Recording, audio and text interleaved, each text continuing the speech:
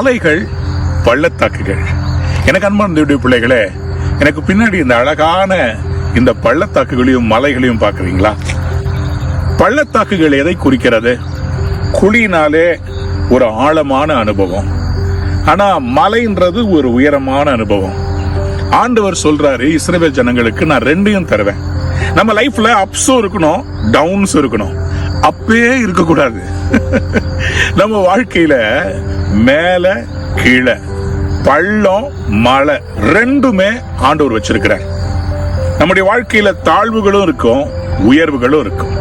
ஏன் தாழ்வு? அப்பதான் உயர்வு நமக்கு ரொம்ப பிடிச்சிருக்கும்.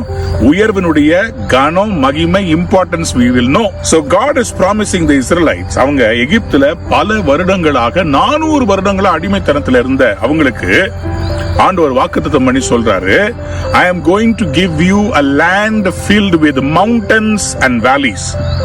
Deuteronomy 11:11 அவர் சொல்றாரு, நீங்கள் சுதந்தரிக்க போகிற தேசமோ மலைகளும் பள்ளத்தாக்குகளும் உள்ள தேசம், அது வானத்தின் மழை தண்ணீரை குடிக்கும் தேசம். அப்படின்னு என்னங்க?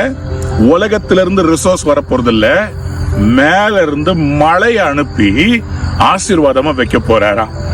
எசேக்கியேல் 34:26 ஆசீர்வாதமான மழை பெய்யும், உங்க மலைகள் எல்லாம் பசும் புல்லா இருக்கும், பூத்து குலுங்குவீர்கள் என்று சொன்னார். நான் இன்னைக்கு உங்களை பார்த்து சொல்றேன், வேலியில மலை பள்ளத்தாக்கில் இருந்தாலும் நீங்க மலையில இருந்தாலும் கடவுள் உங்களுக்கு தண்ணீரை, ஆசீர்வாதத்தை பரத்திலிருந்து தரப்போகிறார்.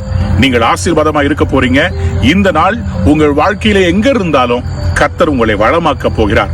வானத்தின் மலையை குடிக்கிற தேசமாய் உபாகமம் 11:11 படி நீங்கள் மாற போறீங்க. You are going to be a land drinking the blessing from heavenly rains. Heavenly rains is coming. You will be exalted. கர்த்தர் உங்களை ஆசீர்வதிப்பாராக. Have a good day. Amen.